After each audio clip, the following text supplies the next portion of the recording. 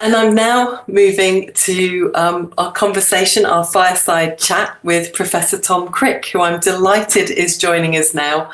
Hello, Tom. How are you doing? Great to be here. Thank you very much. So I've got a little introduction for those of you who maybe are overseas or do not know Tom's work.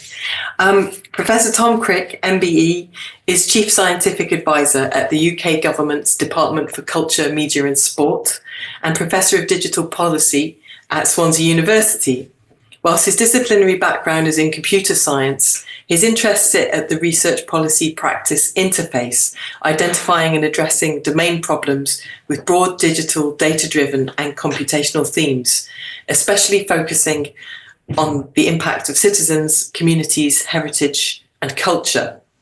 STEM, digital education, curriculum reform, science and innovation policy, AI, data science and skills infrastructure for a digital data economy.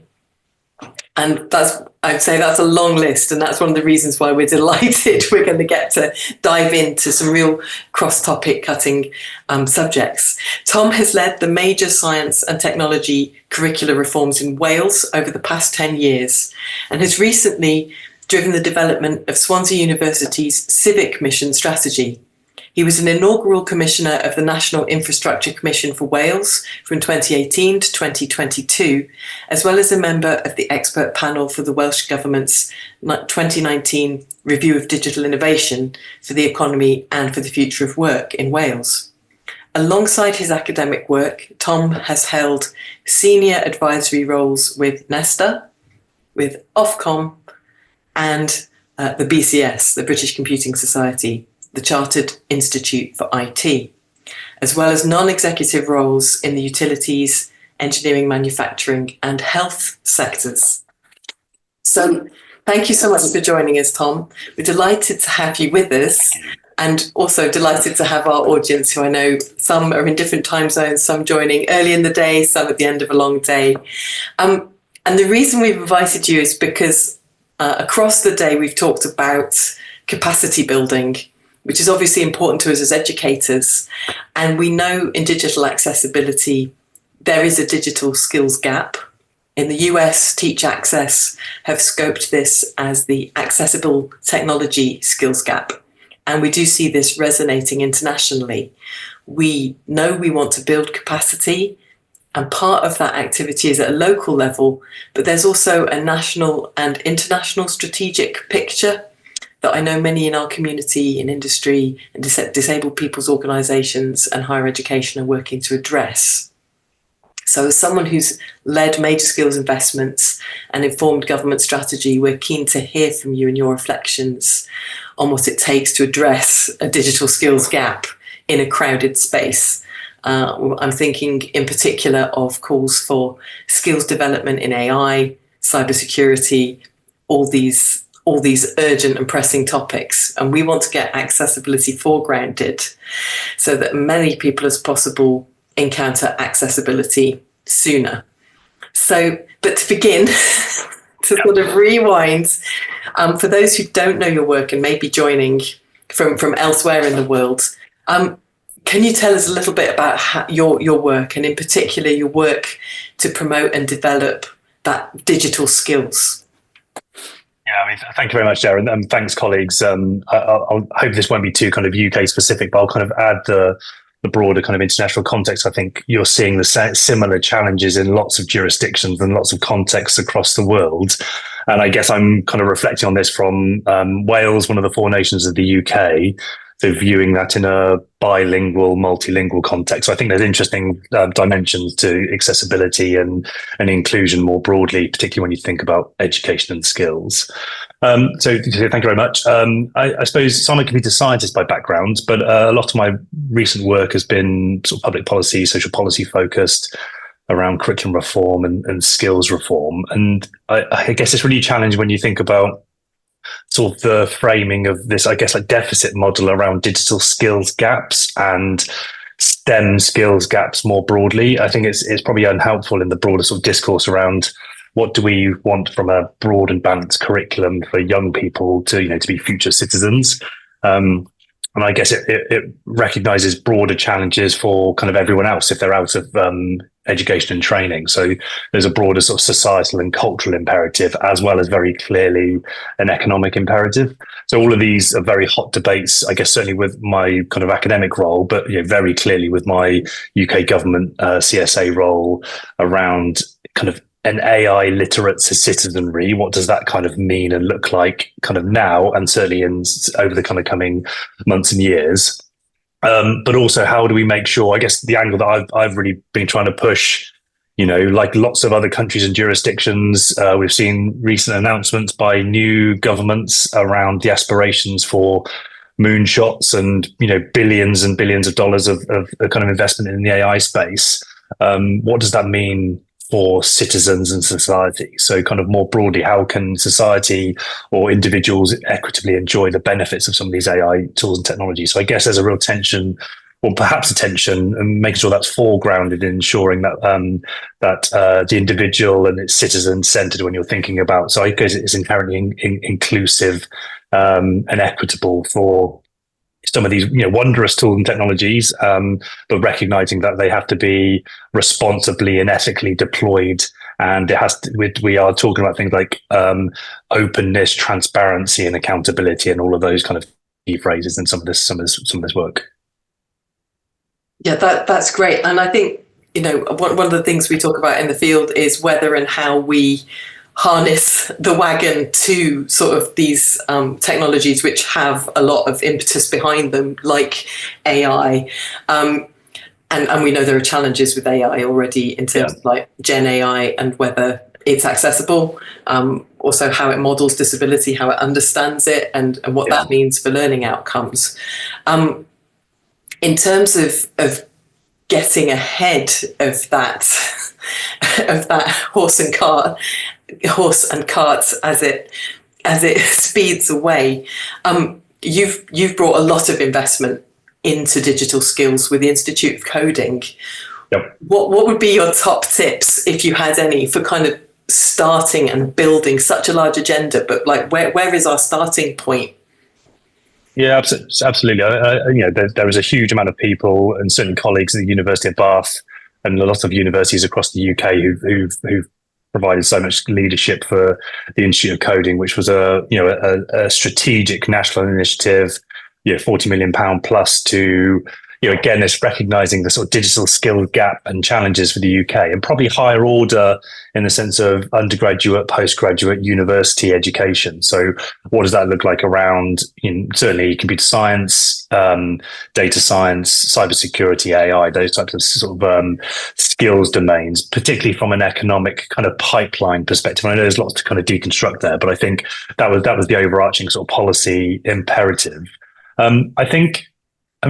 Probably thinking about this in a very pragmatic sense. So actually, you recognise there are political and sort of policy-facing aspects to lots of this work.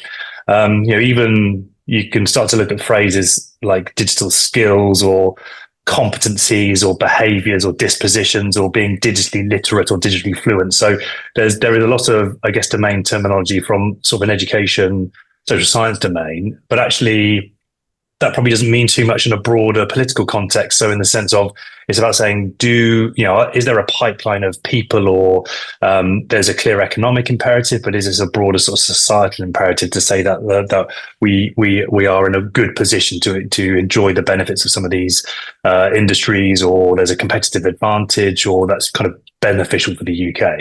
So I think the pragmatic approach has always been leaning in on some of these overarching policy imperatives. It's sort of serendipitous at times when there is a huge focus and impetus to do something in this space, and then you have to be quite clever and pragmatic to, even if it had to be quite stealthy, to ensure that it is as inclusive as possible, to make sure it isn't just about getting more kids to do programming, nor is it more kids to do school level qualifications as a sort of a slightly reductive measure of success. But actually, how can you say, this is the policy priority, or this is the political priority, and actually we want to make sure this stuff is fully covered. So accessibility, inclusion, recognizing that there is, algorithmic transparency and bias, and how this might disadvantage certain people, and how do we recognize and ensure that diverse voices are included in some of these domains. So I think that's probably been a success of riding a wave of policy focus, but ensuring then you can steer it in the right ways at the right time. That's really interesting. Now, I'm aware you wear several hats in terms of being a government man, dare I say it. Yep. So from your perspective inside Whitehall, are you aware that there are particular ways of doing things that have more influence? For example, in terms of building, say, a research base for making a case for accessibility. Or do you have any tips for academics, motivated academics? And by the way, for attendees, we're going to be opening for questions. So if you have any questions, please do put them in the Q&A whilst Tom answers. Thanks, Sarah. And I think it's interesting kind of reflecting on how I've kind of approached doing work over my career. So, as I said, I'm a computer scientist. My PhD was in compiler optimization and sort of computational intelligence. So I guess I've kind of moved slightly far away from my original research. But I think it's that whole working at the research policy practice interface is a really interesting shift in how we measure the kind of perceived value or recognition or output in academic careers. I mean, certainly in the UK, but I would guess it's similar in lots of other jurisdictions when you think about impact from research or research policy engagement or evidence-based policy making. So how can you support politicians and officials or policymakers in providing high quality evidence for high quality policy making? So that is something around having policy literate academics or policy literate educators to ensure that you can meaningfully engage in some of these processes. So you need to know how this stuff works, and that is invariant to the jurisdiction. You need to know how you can engage with civil servants, policymakers, and officials, and also how you can articulate and demonstrate the potential from evidence. So there's no real point in saying, well, of course you should read my 40-page journal paper that's behind a paywall. That's not going to have cut through to, civil servants who, like I said, they might not be able to access the paper, and actually how does that actually turn into tractable policy outcomes? So I think understanding about how policy is formulated, some of it is very long term and it can be quite strategic. Some of it can be quite reactionary in the sense of something has happened and there has to be a response, and there is an immediate, something must be done. And I think you have to be aware of the fast pace that kind of policy and interventions can happen. So I guess being prepared to work you might work, I guess the curriculum reform work that I've been led over in Wales has probably, I chaired the Welsh Government's review of the ICT curriculum back in 2013, and the new curriculum for Wales started phasing in from September 2022. There's a fairly long period, there's been major sort of milestones in between that, and that's working with 5 ministers of education in the Welsh Government. But then there are things that have suddenly happened very, very quickly, and you've had to respond to, I guess, the impact of AI in education. So I think being able to translate and navigate across different domains, being able to simplify or to articulate the complexity of the situation and the type of rigorous and robust evidence, and I guess align to prevailing government policy. So, certainly in the UK, it is about alignment to the government's missions. So, the idea of well, how does it support growth? How does it support opportunity for young people? So I guess understanding what that means in your specific and context and jurisdiction is probably really, really important, so you can actually get cut through. So you might have done the most amazing piece of work and research, and it might have absolute immediate kind of tangible benefits. But if you aren't able to articulate how that could be actionable and useful and usable and how it aligns to prevailing kind of policy context, then it won't really have any cut through. So I guess the ability to navigate between those different domains and contexts is a really, really powerful skill, I think, for academics or people who work in the broader kind of space between sort of research and policy. Thank you. So, I mean, one of the things you've hit on there is there's the alignment to government missions, and in the UK at the moment we do have some kind of futures of work and so forth. Yeah. And I think the tension with productivity, which has been raised earlier today, does it always have to be about the world of work? Does it always have to be about intervention, or can it be about recognising disabled people's rights to live enjoyable lives? Which was something Jane Seale was talking about very strongly. What kinds of research always get funded, what kinds of agendas move forward. But I appreciate there's also the pragmatics of harnessing and repurposing agendas to our own aims. At the moment, we have the European Accessibility Act moving forward, and with implications for the private sector and trade with Europe. Do you see regulation as a determining factor for building and sustaining digital education agendas? I absolutely think there is a role. Lots of conversations about regulation and legislation, particularly in the kind of AI space, but I think more broadly, what it means for education and skills policy more broadly.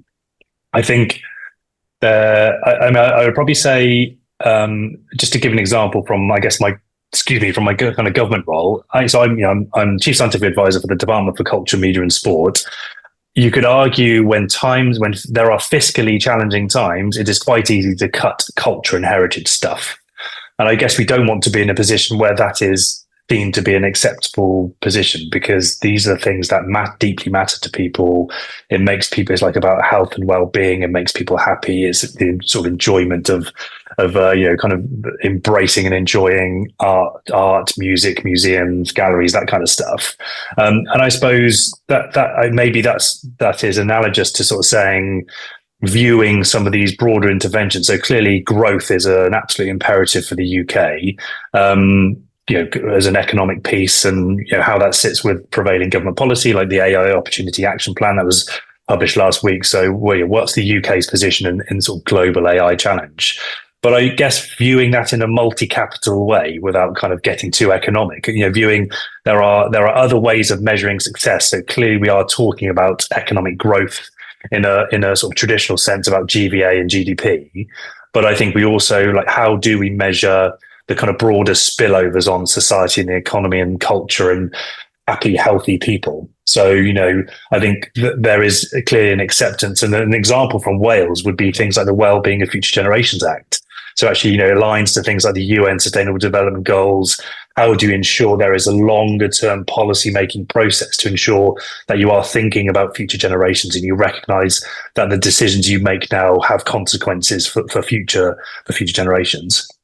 So I think that kind of thinking is much more, and maybe that is a factor of mission-led government and thinking in the context of grand challenges, because it transcends one specific parliament, and you recognize that these issues are difficult to solve. So the idea of giving young people the best start to their lives, so 0 to 5 years old, you recognize that actually there's huge dimensions to solving that kind of broader problem, and it is cross-departmental, it is interdisciplinary, it requires a range of different interventions, and that could be quite structural. It could be, so actually that might take a longer than just funding an initiative for a couple of years. So I think that was sort of quite an abstract answer to your question, but I do think that's probably a way of ensuring that the things that we value and the way in which we measure success is certainly changing under the new kind of government now, and actually recognizing, so clearly it is growth and prosperity for all in the broadest sense,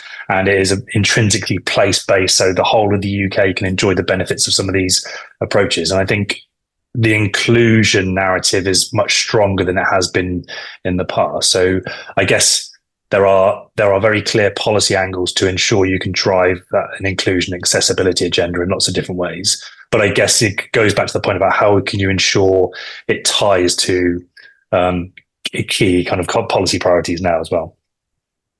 Thank you. So we've got a couple of questions coming in now. One of the questions which has come up earlier today, but also relates to a wider question for us in the field where we think about trying to get accessibility into the curriculum, is about accreditation.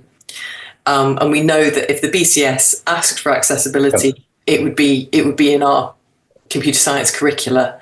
And I believe in terms of the SFIA curricular design for persons with disabilities, inclusive design is there, but it doesn't cascade down at present. Yeah.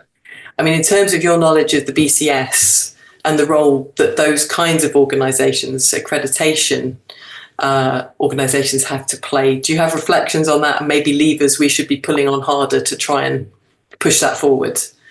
Yeah, it's a great question. I guess I would say, I remember there are 4 education systems in the UK, so I think there probably is accessibility or inclusion. I know they are not synonyms, but I think that if we kind of the system, like Wales is a good example. So I remember I wear a few hats. So like all of my kind of UK government work is in England, but I guess all of my research and policy work as an academic is largely in Wales. So the curriculum context or the prevailing kind of policy context in Wales around additional learning needs and inclusive education is quite different. And I think that is much more clearly signposted, particularly with things like Wellbeing and Future Generations Act and Children's Commissioner for Wales. So kind of viewing that in a compulsory education context I think there was a lot of best practice and there's a lot of really innovative approaches to how it is intrinsically child-centered, like, UN, kind of CRC, like rights of the child, like that is very much foregrounded in what that looks like. When you move out of compulsory education, it's probably more challenging when you think about disciplinary specific or how you support this through kind of curriculum design or courses and programs. The only thing I would say, and I think you're totally right, Sarah, and kind of Mike's question, it probably needs more explicit kind of context and signposting. But I think there is a very, very clear and important strand for BCS as a professional body, chartered body, around accreditation of university degrees around legal, social, ethical and professional context. So that is a compulsory strand that has to be kind of really visible and has to be assessed as part of core programs certainly for undergraduate and postgraduate degrees. I think maybe there's an opportunity to engage with the academic accreditation team within the BCS. I'm very happy to make those connections, but how that could be exemplified around accessibility. So, I guess things like user-centered design and accessibility probably comes through in a software engineering, human-computer interaction sense, or, but maybe that needs to be much more holistic and broad when you think around accessibility and inclusion with things like artificial intelligence. So actually, it's not just about designing useful and usable software. It is about our entire digital world and how different types of people are able to meaningfully engage and enjoy the benefits of them. So, digital exclusion, for example, is a key priority for the BCS as a sort of societal and economic imperative. So maybe there's a real angle that we could drive a lot more attention and focus on this and exemplify that by, there are some universities who are doing some really good stuff in this space across the UK, and we could look at other jurisdictions internationally to kind of exemplify that better. Thank you. You've led us on a little bit to that international piece. We only have a few moments left. I'm sorry, it's gone very quickly, but the other sort of comment that we have is from Christopher Ward, who observes correctly that the politics, and this has again been a theme of the day, is moving in different directions in different places, and we know there are challenges at the moment around accessibility and sustaining that as an agenda potentially going forward, particularly in the US. We do have something of an international community, and this kind of event is trying to continue to forge and maintain those links with our friends and colleagues overseas in every direction. Do you have any thoughts on how we harness that? Yeah. And how it's played out in your own work? Yeah, absolutely. So I guess I will definitely not comment too much on new government, but I absolutely take the point. And I think it's going to be an interesting and challenging period for lots of kind of countries and sort of the prevailing policy context. I mean, I think, without sounding trite, I think the power of an international community that works across research, policy, and practice, and is able to convene leading researchers and also provide a really compelling and rigorous evidence base is absolutely the way forward.